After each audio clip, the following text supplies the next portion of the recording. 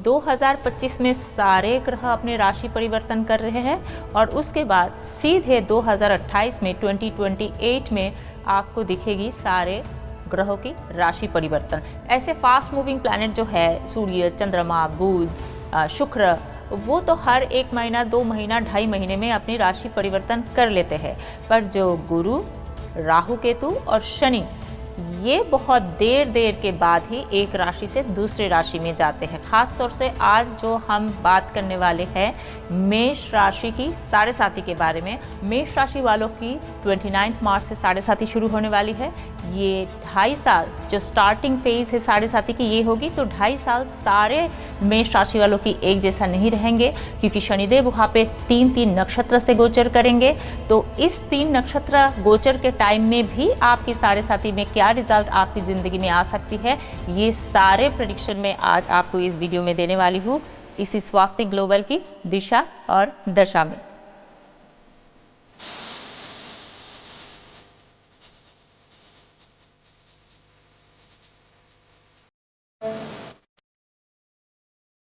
बहुत सारे लोग हैं इस धरती पे मेष राशि के, तो कुछ लोगों के लिए तो हो सकता है ये दूसरी साढ़े साती हो और कुछ लोगों के लिए पहली साढ़े साती है, और जो लगभग 65 क्रॉस कर चुके 70 के आसपास है उनके लिए जो है ये तीसरी साढ़े साती होने वाली है। तो मेष राशि में साढ़े साती 2.5 साल के लिए रहेगी। 29 मार्च शनिदेव मीन राशि में प्रवेश करेंगे, उससे जो है साढ़े साती मेष राशि की शुरू हो जाएगी। इससे पहले मैं थोड़ी आगे बढ़ूँ, जो लोग एस्ट्रोलॉजी में नए आए हैं या फिर जिन लोगों को हाल ही में पता चला है कि साढ़े साती उनकी शुरू हो गई है पर उनको पता नहीं है साढ़े साती क्या चीज़ है, कुछ लोग डरे हुए हैं साढ़े साती के नाम से, उनको मैं बता दूं कि साढ़े साती होता क्या है। तो साढ़े साती कुछ ऐसा होता है कि जब शनिदेव ट्रांजिट में आपके चंद्रमा राशि से एक राशि पहले वो आके पहुंचते हैं, वहाँ से आपकी साढ़े साती स्टार्ट होती है और 2.5 साल वहाँ पे रहेंगे, क्योंकि जो भी राशि में जाते हो 2.5 साल पहले रहते हैं, तो 2.5 साल लगेगा उनको वहाँ से आपकी जो जहाँ पे राशि है आपके राशि में आने में। जैसे मेष राशि वालों की बात कर रही हूँ, तो मेष राशि में आने के लिए उनको 2.5 साल लगेगा। 2028 में ही वो आपकी मेष राशि में गोचर करेंगे, आ जाएंगे ट्रांजिट करते हुए। तो वहाँ पे आपकी और 2.5 साल साढ़े साती चलेगी। साढ़े साती की 3 अलग अलग फेज है। एक है राइजिंग, मतलब आपकी शुरुआत स्टार्टिंग का फेज, एक है पिक फेज और तीसरा होता है एंडिंग फेज। तो 2.5 साल, 2.5 साल, 2.5 साल, 7.5 साल, इसीलिए इसको साढ़े साती कहा गया है। आपको एक कहानी बताती हूँ, जब मैं एस्ट्रोलॉजी सीख रही थी, बहुत साल पहले की बात है, मे बी 15 ईयर्स बैक, तब मैं मेरे जो टीचर है एस्ट्रोलॉजी कॉलेज से, उनको मैंने एक ही सवाल पूछा था कि मेरे साढ़े साती आने वाली है साल कुछ सालों में, so how is going to be my साढ़े साती।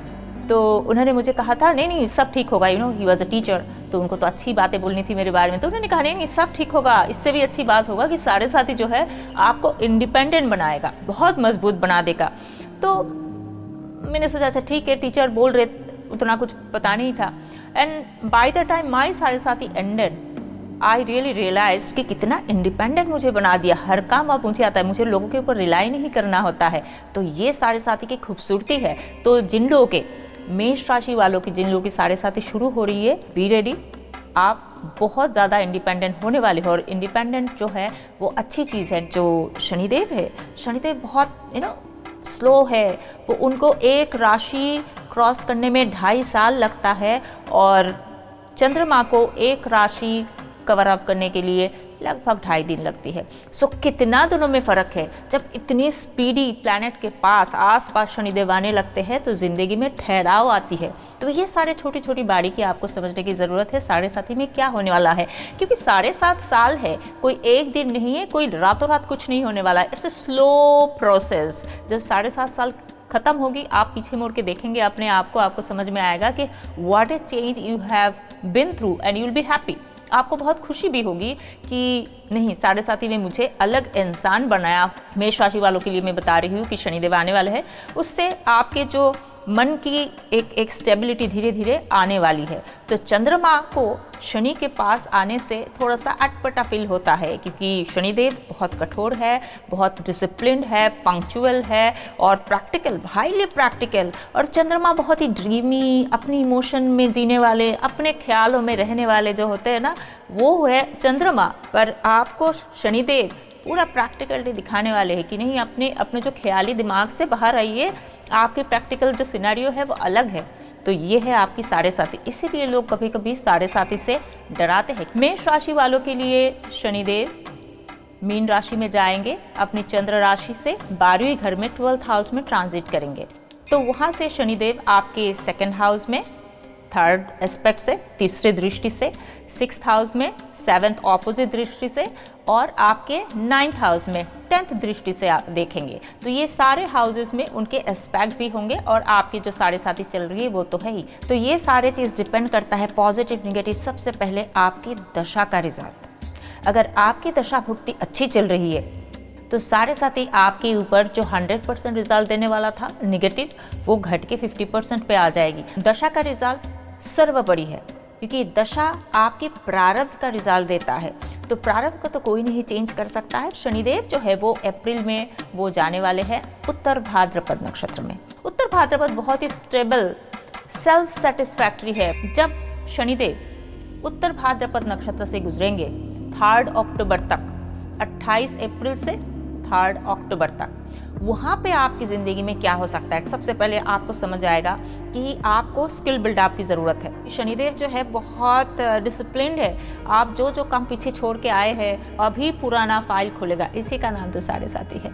आपको प्रमोशन भी दे सकते हैं अगर आपके सारे पुराने काम ठीक ठाक कर लिया है, एवरीथिंग इज़ गुड इनफ, आपकी दशा का सपोर्ट आपको मिल रही है, पॉजिटिव सपोर्ट मिल रही है, तो आपको प्रमोशन भी मिल सकती है। पर एक चीज़ याद रखिएगा, शनिदेव कोई चीज़ मुफ्त में नहीं देते। You need to earn it, मतलब आपको मेहनत से कमाना है। और जब आप मेहनत से कोई चीज़ कमाते हो वो ऐसे ही नहीं चला जाता है, it will stay with you, क्योंकि आपने कमाया है, ऐसे ही नहीं आया है। अगर आपकी दशा सपोर्टिव रहे तो आपको फॉरेन जाने की, बाहर जाने की भी जो भी चांसेस है, ये सब भी आ सकती है। शनिदेव आपको प्रैक्टिकलिटी से जो है आपको एक आपका पहचान करवाएंगे। शनि जिस तरीके से चाहते हैं वैसे वैसे आपने अपनी ज़िंदगी, अपनी एटीट्यूड, आपकी जो भावनाएं हैं उसको अगर चेंज कर लिया, फिर तो साढ़े साथी बहुत ईजी है, आपको कुछ सोचने की ज़रूरत ही नहीं है। तो जब तक शनिदेव उत्तर भाद्रपद नक्षत्र में रहेंगे अक्टूबर तक, आपको आपके काम धाम में बहुत ज़्यादा प्रेशर आने वाली है। उत्तर भाद्रपद में आपको सबसे ज़्यादा दिखेगा लोगों को जॉब होते हुए, तो उस टाइम में आप देखेंगे सबसे ज़्यादा ले ऑफ होते हुए। तो आपके अगर स्किल मेंटेन नहीं है, आपके अगर दशा सही नहीं रही है, तो आपके नौकरी भी जा सकते हैं। आपको लगेगा मेरे खिलाफ तो बहुत कुछ हो रहा है, एक्चुअली वो बात नहीं है। आपको थोड़ी और मेहनत करना है, अपने ऊपर मेहनत करना है, so that you can go ahead. 3-4 साल बाद आपको याद आएगा, अरे ये जो प्रेशर बिल्डअप हुआ था 2025 में, ये 6-7-8 महीने में, उस टाइम में मैंने जितना काम सीखा था अब तो उतना नहीं हो रहा है। So that's what the blessings of Shanidev. उसके बाद शनिदेव जो है वो एक नक्षत्र में जाएंगे, उसका नाम है रेवती। रेवती नक्षत्र जो है वो बुध का नक्षत्र है, जो आपके मेष राशि वालों के लिए तीसरे घर का मालिक है, छठे घर का मालिक है। रेवती नक्षत्र का जो गोचर है वो थोड़ी सी टफ रहेगी। कुछ लोग सोचेंगे कि नहीं अब हम फ्रीलांसिंग करेंगे, कुछ लोग सोचेंगे कि नहीं अब मुझे जॉब छोड़ ही देना है। 3rd हाउस जब एक्टिवेट होती है ना, वो अपने बिजनेस को अपस्किल करने के लिए ज़रूर कहते हैं, पर बिजनेस को अपस्किल तभी होगा जब आप उसमें धीरे धीरे आगे बढ़ना चाहेंगे। तो जो लोग बिजनेसमैन हैं उनके लिए सही है, वो लोग थोड़ा सा अपस्किल करना चाहेंगे, वो लोग थोड़ा सा और आगे बढ़ना चाहेंगे, पर धीरे धीरे। ऐसा नहीं है कि लोन लेके आप अपस्किल करना चाहते हो बिजनेस को बहुत ज़्यादा, ऐसा शनिदेव इतनी जल्दी होने नहीं देते। और जो ये सैटर्न शनिदेव अपनी तीसरी दृष्टि से आपके दूसरे घर में देखेंगे, 2nd हाउस का एस्पेक्ट है, एक्चुअली वो कहता है कि आपको फाइनली समझ आएगा आपके फैमिली में कौन कौन आपके खुद के हैं और कौन कौन आपके नहीं हैं, क्योंकि 2nd हाउस आपके बहुत क्लोज फैमिली मेंबर्स का होता है। तो शनिदेव आपको समझा देंगे कि प्रैक्टिकली आपके लाइफ के लिए कौन कौन से रिश्तेदार आपके लिए सही है और कौन कौन से नहीं है। इनफैक्ट आप सामने वालों को बताएंगे कि देखिए आपकी ये चीज़ जो है ना, मुझे थोड़ा अटपटा लगता है कि ये सारी चीज़ें जाए तो आपके साथ मेरे डील करना सही हो जाएगा। At the end of the day आपको लगेगा कि it was a blessings. If Shanidev is giving you something और टेकिंग अवे समथिंग, कुछ दे रहे या फिर कुछ लेके जा रहे हैं, तो समझ जाइए कि उसके लिए आप बने हुए नहीं है, वो आपके डेस्टिनी में नहीं है, आपके कर्म के हिसाब से इस जन्म में उसका कुछ लेना देना नहीं है। आपने ये अपने दिमाग में सोच के रखा था मैं इसी चीज़ के लिए बना हुआ, मुझे ये मिलना चाहिए, मुझे ये पाना चाहिए, मुझे ये करना चाहिए, ये तो आपकी सोच थी ना, आपके कर्म के हिसाब से ये नहीं है। और शनिदेव को कर्म का हिसाब किताब सबसे बेस्ट पता है। तो 6th हाउस को जब देखेंगे, आपके जो एनिमी है वो आपके खिलाफ उस हिसाब से खड़े नहीं हो पाएंगे, क्योंकि शनिदेव जहाँ देखते हैं ना वहाँ चीज़ों को क्लियर करते हैं। शनिदेव की दृष्टि बहुत अच्छी होती है, एक्चुअली देखा जाए तो शनिदेव की दृष्टि चीज़ों को क्लियर करता है। आपकी कोई बीमारी चल रही थी बहुत सालों से, आपको पता ही नहीं चल रहा है, उसको बाहर लाएंगे। आपको अचानक पता चल गया मैंने तो ध्यान ही नहीं दिया कि मैं डायबिटिक हूँ। अचानक आप टेस्ट करेंगे और आपको पता चलेगा मैं डायबिटिक हूँ, तो क्या होगा, आप अभी से ध्यान लेना शुरू करेंगे। 1 साल बाद आपको पता चलता आप डायबिटिक हो, तब तक बहुत लेट हो जाता। तो शनिदेव जो है चीज़ों को बाहर लाएंगे ताकि आप इसके ऊपर काम कर पाओ। तो अगर आपकी कोई बीमारी बाहर आ रही है, आपकी ये जो शनि की 7.5 जो स्टार्टिंग फेज में, तो डू नॉट बी अपसेट। समझ लीजिए कि ये 2.5 साल 3 साल बाद होता तो आपके लिए आफत खड़ी हो जाती। तो ये 7.5 जो है वो ब्लेसिंग्स भी है। तो मेष राशि वालों के लिए शनि का जो 12th हाउस में गोचर है, जिससे उनकी 7.5 शुरू होगी, तो 12th हाउस का शनिदेव जो है 2 मेजर काम करते हैं।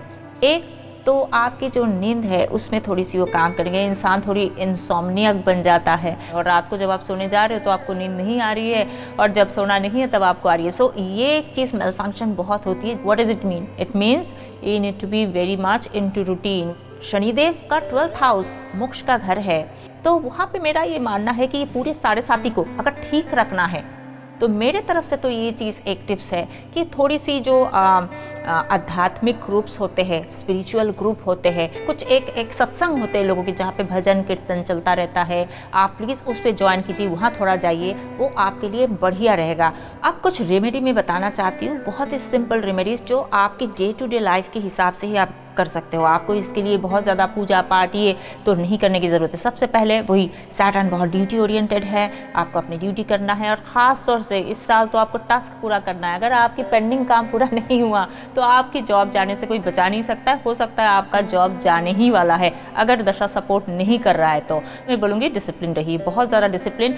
अकेला रहना, शनि 12th हाउस में बैठा वाला शनि इंसान को थोड़ा थोड़ा अकेला रहने पे मजबूर करता है। सेल्फ इंट्रोस्पेक्शन, मतलब आप लोनलीनेस 7.5 देता है। ये 7.5 की एक ट्रेड से लोनलीनेस देना, डिले कर देना, काम इतना धीरे हो जाना कि आपको लगेगा कि अब कुछ मज़ा नहीं आ रहा है, क्योंकि शनिदेव चाहते हैं धीरे धीरे, slow and steady wins the race. आपके पीछे का काम जो है उसको पूरा कीजिए, तब तक सेल्फ इंट्रोस्पेक्शन कीजिए, तब आगे बढ़िए। अब तक इतने साल आप भागते रहे, किसी ने कुछ नहीं कहा, अब ठहराव आना है। तो आपको ये सारे चीज़ों पे ध्यान देना है। थोड़ी सी अपने साथ डेली 1 घंटा 2 घंटा बिताइए। यू आस्क योर सेल्फ कि क्या चीज़ आपको करना है, क्या नहीं करना है। ये सारी चीज़ ही आपको बैलेंस रखेगा। ड्यूटी, पुराना टास्क कंप्लीट करना, बहुत ज़्यादा काम करना, कुछ स्किप ना करना, डिसिप्लिन में चलना, और थोड़ी स्पिरिचुअलिटी पे ध्यान देना। 2032 तक मेष राशि वालों की 7.5 चलती रहेगी। तो अलग अलग फेज़ में, this is the starting phase, अलग अलग टाइप के वो आपको रिजल्ट देने वाले हैं। तो आने वाले जो आपके फेजेस है उसके ऊपर मैं वीडियो बनाने वाली हूँ, देखते रहिए। स्वास्थ्य ग्लोबल की दिशा और दशा।